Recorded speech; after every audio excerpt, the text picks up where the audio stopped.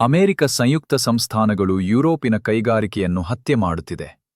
ಏಕೆಂದರೆ ಅಮೆರಿಕಾಕ ಯುರೋಪ್ಗೆ ಶತ್ರು ಮತ್ತು ಸ್ಪರ್ಧಿಯಾಗಿದ್ದು ಹೆಚ್ಚು ಉತ್ಪಾದನೆಯ ಇತ್ತೀಚಿನ ಸಂಕಷ್ಟದಲ್ಲಿ ಯುರೋಪ್ ಸಸ್ತು ಪ್ರಕೃತಿ ಅನಿಲವನ್ನು ನಿರ್ಧಾರವಾಗಿ ರಷ್ಯಾದಿಂದ ಪೈಪ್ಲೈನ್ ಮೂಲಕ ಸರಬರಾಜು ಮಾಡಲಾಗುತ್ತಿತ್ತು, ಅದನ್ನು ನಿರಾಕರಿಸಿದೆ.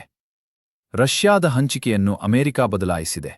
ಆದರೆ ಅಮೆರಿಕದಿಂದ ಟ್ಯಾಂಕರ್ಗಳ ಮೂಲಕ ಲಿಕ್ವಿಫೈಡ್ ನ್ಯಾಚುರಲ್ ಗ್ಯಾಸ್ ಸರಬರಾಜು ರಷ್ಯಾದಿಂದ ಪೈಪ್ಲೈನ್ ಮೂಲಕ ಸರಬರಾಜುಕ್ಕಿಂತ ಹೆಚ್ಚು ಖರ್ಚು ಆಗುತ್ತದೆ. ಹೀಗಾಗಿ ಅಮೆರಿಕದವರು ಯುರೋಪಿನ ಶಕ್ತಿಯ ಬೆಲೆಗಳನ್ನು ಪ್ರಭಾವಿತ ಮಾಡುವ ಸಾಮರ್ಥ್ಯವನ್ನು ಪಡೆದಿದ್ದಾರೆ. ಶಕ್ತಿಯ ವೆಚ್ಚವು ಕೈಗಾರಿಕೆಗೆ ಅತ್ಯಂತ ಮಹತ್ವಪೂರ್ಣವಾಗಿದೆ. ಯುರೋಪಿನ ಕೈಗಾರಿಕೆ ಈಗಾಗಲೇ ರಷ್ಯಾ ಜೊತೆಗಿನ ಸಂಬಂಧ ಮುರಿದು ಹೋಯ್ದುದರಿಂದ ಬಹುಮಾನವಾಗಿ ಹಾನಿಗೊಳಗಾಗಿದೆ.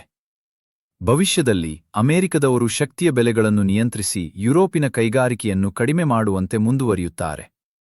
ಅಮೆರಿಕದವರು ಜಾಣ್ಮೆಯಿಂದ ಕಾರ್ಯಾಚರಣೆ ಮಾಡುತ್ತಿದ್ದಾರೆ. ಸ್ಪರ್ಧಿಯ ಕೈಗಾರಿಕೆಯನ್ನು ನಾಶ ಮಾಡುವುದು ತಮ್ಮದೇ ಆದ ಕೈಗಾರಿಕೆಯನ್ನು ಹಾಳು ಮಾಡುವುದಕ್ಕಿಂತ ಉತ್ತಮ.